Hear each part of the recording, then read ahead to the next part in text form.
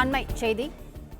திருநெல்வேலி மாவட்டம் கங்கை கொண்டான் சிப்காட் தொழிற்பூங்காவில் ரூபாய் 15,037 கோடி ரூபாய் முதலீட்டில் அமையும் மின்கல ஆற்றல் சேமிப்பு அமைப்புகள் உற்பத்தி ஆலை.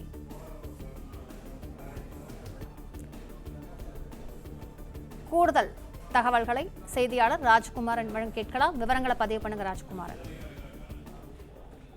திருநெல்வேலி மாவட்டம் கங்கை கொண்டான் சிப்காட் தொழில் பூங்காவிலே 15,037 கோடி முதலீட்டில் 2,670 நபர்களுக்கு வேலை வாய்ப்பு வழங்கும் விக்ரம் சோலார் நிறுவனத்தினுடைய மின்கல ஆற்றல் சேமிப்பு அமைப்புக்கான உற்பத்திக்குரிய ஆலையை அமைப்பதற்கு புரிந்துணர்வு ஒப்பந்தம் முதலமைச்சர் முன்னிலையில் இன்று மேற்கொள்ளப்பட்டிருக்கின்றது.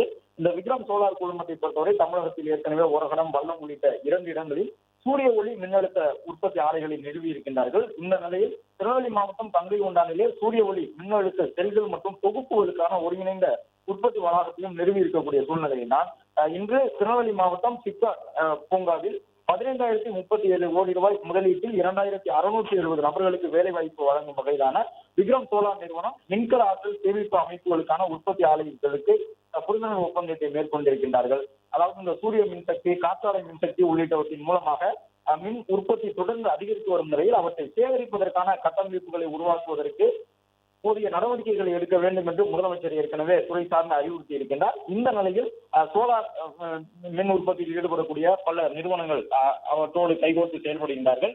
இந்த சூழ்நிலையில் தான் தற்பொழுது விக்ரம் சோலார் நிறுவனத்தினுடைய மின்கல ஆற்றல் சேமிப்பு அமைப்புக்கான உற்பத்தி ஆலைக்குரிய புரிந்துணர்வு ஒப்பந்தம் மேற்கொள்ளப்பட்டிருக்கின்றது. திருநெல்வேலி சுற்றுவட்டாரத்திலே 2,670 நபர்களுக்கு வேலை வாய்ப்பு வழங்கும் வகையிலாக இந்த ஒப்பந்தம் மேற்கொள்ளப்பட்டுள்ளது.